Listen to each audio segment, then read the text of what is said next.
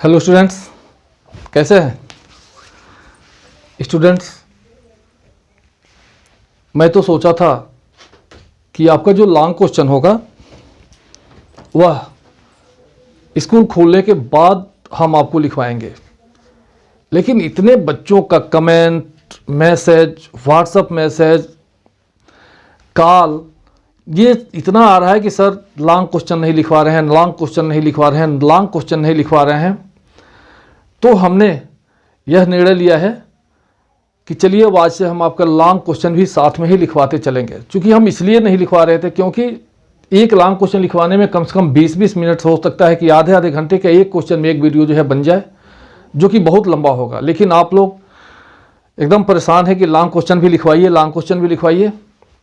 इसलिए याद रखिए कि आज से आप लॉन्ग क्वेश्चन लिखना शुरू करिए। और जो लोग कॉपी में लिखना नहीं शुरू किए अभी तक, कॉपी ज़रूर बना लीजिए, क्योंकि कॉपी मिल रही है और आप कॉपी में लिखना शुरू कर दीजिए, क्योंकि दोबारा फिर लिखवाया नहीं जाएगा। स्कूल खुलते ही आपकी कॉपी, नोटबुक जो होगी वह चेक होगी।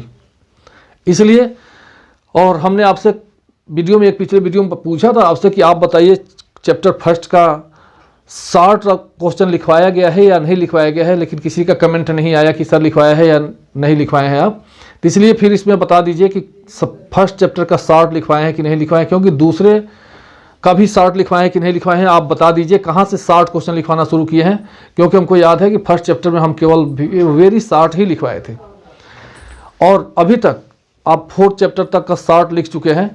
तो आप 5 चैप्टर का इसके बाद लॉन्ग क्वेश्चन भी लिखना शुरू कर दीजिए। और लॉन्ग क्वेश्चन के बाद 5 चैप्टर के बाद इसको हम ब्रेक करेंगे, यहीं पे रोकेंगे। फिर आपका 5 चैप्टर के बाद जो है अभी पढ़ाएंगे नहीं, फिर आपका रिवीजन कराएंगे। सारे क्वेश्चन, एक एक क्वेश्चन का आंसर आपको समझाएंगे, आपसे पूछेंगे। आप तैयार होकर के सामने बैठिएगा वीडियो के, आपसे पूछेंगे और आप उसका जवाब दीजिएगा। और पहले चैप्टर का पहला, दूसरा, तीसरा और चौथे का जो लॉन्ग नहीं लिखवाए हैं, आप 5 चैप्टर के बाद एक जगह पे, अगर खाली जगह छोड़े होंगे पिछले चैप्टर में 1, 2, 3, 4 में, तो आप वहाँ लिख लीजिएगा। अगर नहीं छोड़े होंगे तो उस केस में 5 चैप्टर के बाद आप अलग जो है चैप्टर फर्स्ट का लॉन्ग क्वेश्चन, चैप्टर सेकंड का लॉन्ग क्वेश्चन, थर्ड का लॉन्ग क्वेश्चन और 4th का लॉन्ग क्वेश्चन आप करके आप लिख लीजिएगा। आइए चलिए चलते हैं, क्वेश्चन नंबर फर्स्ट देखते हैं क्या है। क्वेश्चन नंबर फर्स्ट है, how will you separate a mixture of sand and common salt, explain. आप सैंड मने बालू, कॉमन साल्ट मने नमक, जो घर पर जो नमक यूज किया जाता है उसे कॉमन साल्ट कहते हैं। कह रहे कि आपको, आप सैंड और कॉमन साल्ट को मान लीजिए मिल गया है, एक में मिक्स हो गया है, इसके मिक्सचर को आप कैसे सेपरेट करेंगे, अलग करेंगे। मान लीजिए सैंड और नमक जो है मिल जाए तो आप कैसे सेपरेट करेंगे, ये बताना है। स्टूडेंट्स आपको बताएं कि कभी कभी हम जब मिक्सचर को जब सेपरेट करते हैं तो कभी हमारा एक ही मेथड से काम चल जाता है, लेकिन किसी किसी केस में 2 या 2 से अधिक मेथड को भी अप्लाई करना पड़ता है। आइए हम आपको बताते हैं कि अगर आपको उससे कहा जाए कि सैंड और कॉमन साल्ट के मिक्सचर को आप कैसे सेपरेट करेंगे, तो लिखवाने से पहले थोड़ा इसको समझ लीजिए। कॉमन साल्ट और सैंड का मिक्सचर है, वो मिल गया है। इस केस में आप क्या करेंगे, इसमें 2 मेथड आप अप्लाई करेंगे। पहला मेथड फिल्ट्रेशन और दूसरा एवापोरेशन। आप क्या करिए कि मिक्सचर को किसी बर्तन में, साल्ट और सैंड के मिक्सचर को किसी बर्तन में घोल लीजिए, पानी में घोल दीजिए और बर्तन में डालिए और उसको स्टीयर हिलाइए। आप देखेंगे कुछ समय के बाद जो कॉमन साल्ट होगा वह पानी में डिजॉल्व हो जाएगा, लेकिन सैंड जो होगा वह डिजॉल्व नहीं होगा। उसके बाद उसको कुछ समय के लिए सेटल्ड होने के लिए आप उसको छोड़ दीजिए। और कुछ देर जब छोड़ देंगे तो जो सैंड होगा वह बर्तन के सतह पर बैठ जाएगा, सेटल डाउन हो जाएगा। उसको अब दूसरे बर्तन में लेकर के क्या करिए, फिल्टर पेपर के द्वारा उसको फिल्ट्रेट कर दीजिए। जब उसको डालेंगे तो जो सैंड होगा वो फिल्टर पेपर पर एज ए रेसिड्यू, अवशेष के रूप में फिल्टर पेपर पर इकट्ठा हो जाएगा और जो साल्ट और वाटर मतलब साल्ट सॉल्यूशन जो होगा वह फिल्ट्रेट के रूप में नीचे जो है फ्लो हो जाएगा। जब चूंकि कॉमन, अब देखिए उसमें से सैंड अलग हो गया, अब बचा क्या, साल्ट सॉल्यूशन, साल्ट और वाटर, पानी और वाटर बचा। अब आप इसको क्या करिए, किसी बर्तन में लेकर इसको गर्म करिए। जब आप गर्म करेंगे तो जो पानी होगा, वाटर, वह भाप बन करके उड़ जाएगा और साल्ट बर्तन में बच जाएगा। तो इस तरह से सैंड और साल्ट को अलग किया जा सकता है। आइए देखते हैं क्या करेंगे। सबसे पहले क्या करेंगे हम, जब इसका आंसर लिखेंगे, place the mixture in a beaker and pour some water in it. Beaker, आप देखिए इस तरह का बीकर इस तरह का होता है, एक बीकर होता है। आप जब जाएंगे 10th और 12 में जाएंगे तो आपको दिखाया जाएंगे, लेबोरेटरी में अगर चलेंगे तो हम आपको दिखाएंगे कि बीकर क्या होता है। बीकर जो है इस तरह का बीकर होता है, एक कांच का बना हुआ। उस बीकर में क्या करिए, उस मिक्सचर को ले लीजिए और उसमें पानी डाल दीजिए बीकर में, and pour some water in it, stir well, और अच्छी तरह से क्या करिए, उसको मिलाइए, हिलाइए। नाउ फिल्टर द, और जब मिल जाए तो filter the mixture with filter paper. उस मिक्सचर को मतलब साल्ट, कॉमन साल्ट, सैंड और वाटर, इसके मिक्सचर को फिल्टर पेपर पे फिल्ट्रेट करिए, छानिए। आप देखेंगे the sand remains on filter paper, जो सैंड होगा वो फिल्टर पेपर पर आ जाएगा, and salt solution flow down as filtrate, और फिल्ट्रेट के रूप में जो साल्ट सॉल्यूशन होगा वो नीचे दूसरे बर्तन में चला जाएगा। इसके बाद क्या करेंगे, उसके बाद देखिए, उसके बाद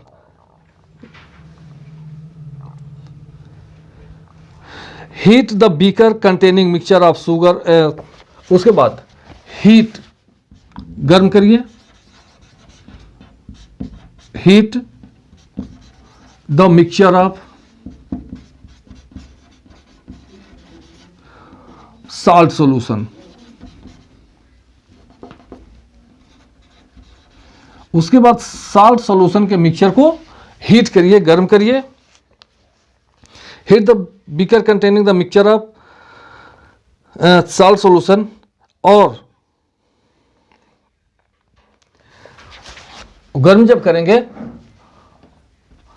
और देखेंगे, चलिए खाली किताब की भाषा नहीं, अपने मन से लिखवाते हैं, और heat the mixture of salt solution, heat the mixture of salt solution in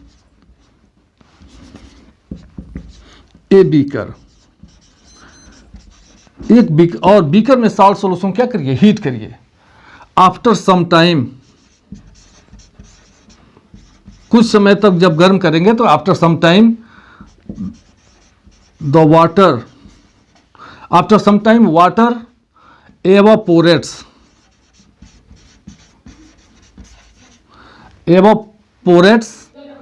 after some time water evaporated, जो वाटर होगा evaporate हो जाएगा, and the common salt, and common salt remains, and common salt remains on the bottom of beaker। किस तरह से जब उसको गर्म करेंगे तो जो पानी होगा वो भाप बन करके उड़ जाएगा, एवापोरेट हो जाएगा, और जो कॉमन साल्ट होगा वो बीकर के बॉटम में बच जाएगा। तो ये रहा क्वेश्चन नंबर फर्स्ट। आइए क्वेश्चन नंबर सेकंड को देखते हैं। क्वेश्चन नंबर सेकंड क्या है? क्वेश्चन नंबर सेकंड है, how is winnowing done. Question number second, how is winnowing, how is winnowing done। देखिए how is winnowing done, winnowing कैसे किया जाता है। विनोइंग का मतलब होता है ओसाना। हमने आपको बताया था कि जो विनोइंग की प्रोसेस है, इसमें इस प्रोसेस के द्वारा अनाज को भूसे से अलग किया जाता है। The process of separating grains from husk is called winnowing. मतलब भूसे से अनाज को अलग करना विनोइंग कहलाता है। इस मेथड में जो इस सेपरेशन का जो मेथड है, इसमें जो फार्मर होता है वह हस्क और ग्रेन को एक विनोइंग बास्केट, जो टोकरी होती है जिसके द्वारा विनोइंग किया जाता है, उसमें ले करके और किसी ऊंचे स्थान पर खड़ा हो जाता है या वैसे खड़ा हो जाता है और उसको जो विनोइंग जो बास्केट होती है अपने कंधे के बराबर लेकर के खड़ा होता है और ऐसे लेकर के खड़ा होता है और ऐसे धीरे धीरे टिल्ट मतलब तिरछा करके ऐसे ऐसे हिलाता है। जब अनाज और भूसा जब गिरता है तो हवा के द्वारा जो भूसा होता है, चूंकि हल्का होता है, दूर चला जाता है और अनाज जो होता है वह नीचे रह जाता है। इस तरह से विनोइंग की प्रोसेस की जाती है। आइए देखते हैं आंसर में। In this method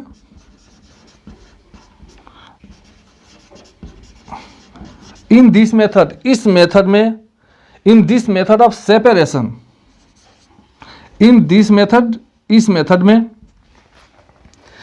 in this method the mixture of grains and husk, in this method the mixture of grains and husk, the mixture of grains and husk is taken in a winnowing basket. Husk is taken in a winnowing basket. Husk और grains को एक winnowing basket में लिया जाता है। The farmer stand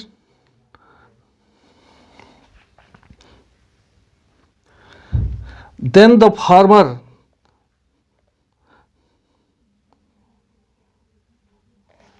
और उसके बाद the farmer stand on a raised platform,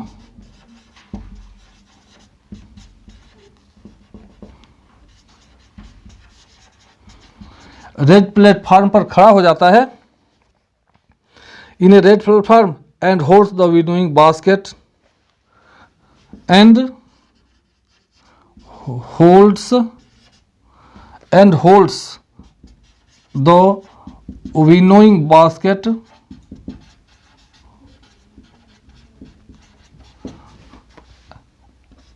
at the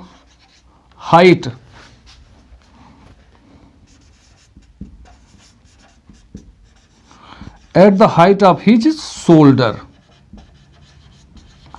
अपने शोल्डर के हाइट और अपने शोल्डर के हाइट तक उसको क्या करता है, उठाता है, उठाए रखता है। और उसके बाद he then tilts the basket, he then tilts the basket, he tilts the basket allowing the mixture of grains tilt the basket so that grains and husk, and he then tilts the basket to fall down the husk and grains। भूसे और grains को नीचे गिरने के लिए उसको tilt करता है।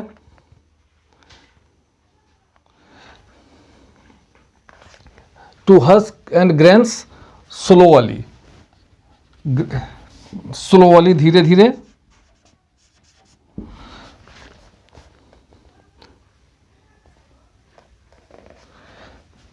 ही shakes the basket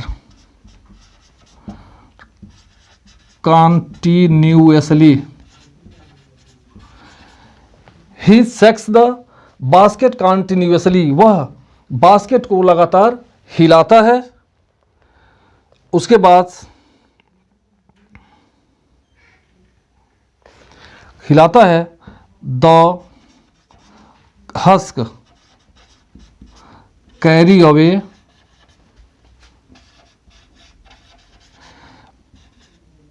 by wind. The husk carry away by wind and carry away by wind and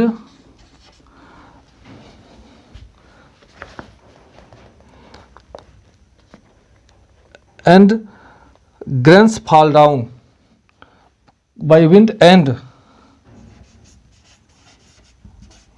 grains fall down.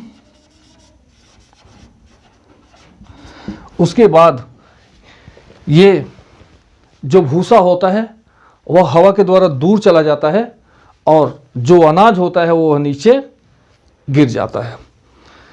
तो ये क्वेश्चन नंबर 1 और 2 देखते हैं कितना क्वेश्चन है इसमें. ये क्वेश्चन नंबर 1 और 2, इसमें तो बहुत ज़्यादा क्वेश्चन है.